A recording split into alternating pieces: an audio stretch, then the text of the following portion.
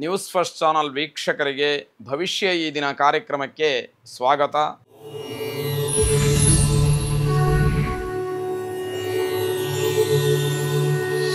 ಮೊದಲು ಮೇಷರಾಶಿ. ಮೇಷರಾಶಿಯ ವ್ಯಾಪಾರಸ್ಥರು, ಹಾಗೆ ಬಡ್ಡಿ ವ್ಯವಹಾರವನ್ನು ಮಾಡ್ತಕ್ಕಂಥವ್ರು, ವಿದ್ಯಾರ್ಥಿಗಳು, ಹೀಗೆ ಹಲವಾರು ಕ್ಷೇತ್ರದಲ್ಲಿ ಇರತಕ್ಕಂಥವರು ತುಂಬ ಪರಿಶ್ರಮವನ್ನು ಪಡಬೇಕಾದಂತಹ ದಿವಸ.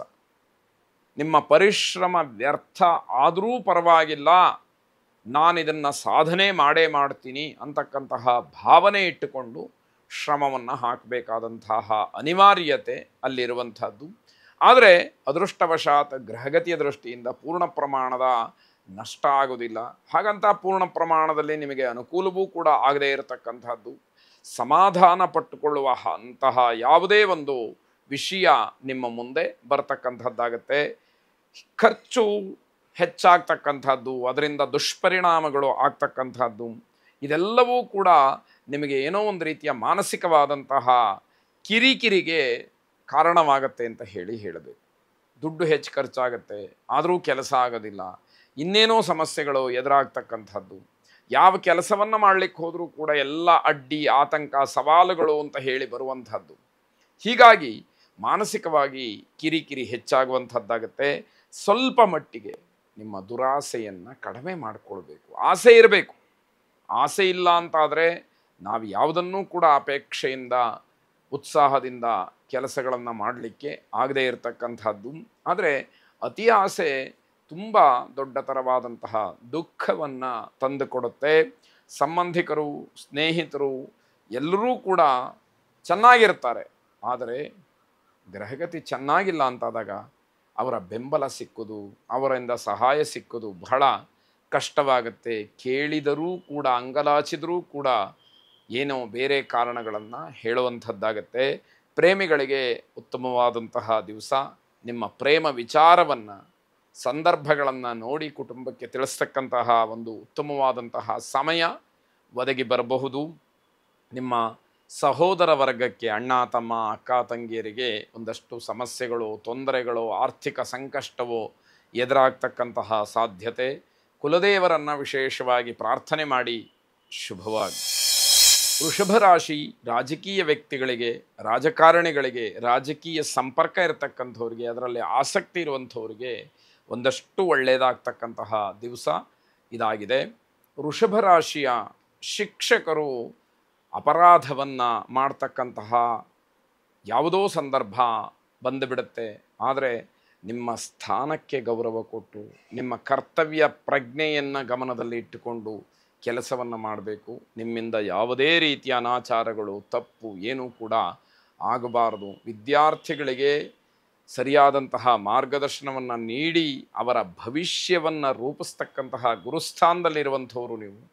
ನಿಮ್ಮಿಂದ ಏನೇ ತಪ್ಪುಗಳು, ಅನಾಚಾರಗಳು ಆಗಬಾರದು ಅಂತಕ್ಕಂಥದ್ದು.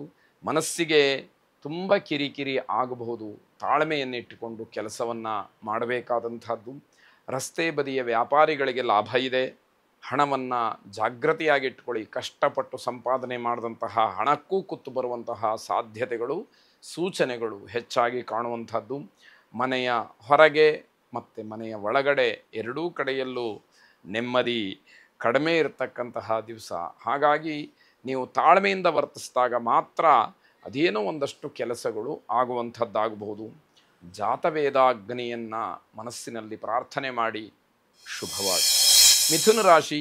ನಿಮಗಿರತಕ್ಕಂತಹ ಗೌರವ, ಸ್ಥಾನ, ಮರ್ಯಾದೆ ಇವೆಲ್ಲವೂ ಕೂಡ ಸದುಪಯೋಗವಾಗಲಿ, ಅವೆಲ್ಲವೂ ಕೂಡ ಹಾಗೆ ಉಳೀಲಿ, ಮುಂದುವರಿಲಿ ಅಂತಕ್ಕಂತಹದ್ದು. ಯಾವುದಾದರೂ ಪ್ರಮುಖವಾದಂತಹ ನಿರ್ಧಾರಗಳನ್ನು ಮಾಡಬೇಕಾದ್ರೆ ತುಂಬ ಹಿಂಜರಿಕೆ ಉಂಟಾಗತ್ತೆ. ಅದರಿಂದ ಕೆಲವು ಅವಕಾಶಗಳು ತಪ್ಪಿ ಹೋಗುವಂಥದ್ದಿದೆ. ಬೆಲೆ ಬಾಳ್ತಕ್ಕಂತಹ ಪದಾರ್ಥಗಳು ನಷ್ಟ ಆಗುವಂಥದ್ದು. ಇದೆಲ್ಲ ಗ್ರಹಗತಿಯ ಫಲ, ಗ್ರಹದ ಪ್ರಭಾವ. ನೀವು ಎಷ್ಟೇ ಜೋಪಾನ ಮಾಡಿದರೂ ಕೂಡ ಅದು ಹೋಗಬೇಕು ಅಂತ ಇದ್ದರೆ ಖಂಡಿತವಾಗಿ ನಷ್ಟ ಆಗುವಂಥದ್ದೇ. ಮಾತೆಯರ ಜೊತೆಯಲ್ಲಿ ಸಭ್ಯವಾಗಿ ವರ್ತಿಸ್ತಕ್ಕಂಥದ್ದು. ಇಲ್ಲದೇ ಇದ್ದರೆ ಅಪಮಾನಗಳು ಅಥವಾ ನಿಮಗೆ ಮರ್ಯಾದೆ ಹೋಗ್ತಕ್ಕಂಥದ್ದಾಗ್ಬೋದು. ದೀರ್ಘಕಾಲದ ಅನಾರೋಗ್ಯ, ಕೆಲವರನ್ನು ಬಾಧಿಸ್ತಕ್ಕಂಥದ್ದು, ವೈದ್ಯರ ಸಲಹೆಯನ್ನು ಸರಿಯಾಗಿ ಪಡ್ಕೊಳ್ಬೇಕಾದಂಥದ್ದು, ದುರ್ಗಾದೇವಿಯ ಪ್ರಾರ್ಥನೆಯನ್ನು ಮಾಡಿ ಎಲ್ಲ ದುರಿತಗಳು ಕೂಡ ದೂರವಾಗಲಿ, ಶುಭವಾಗಲಿ.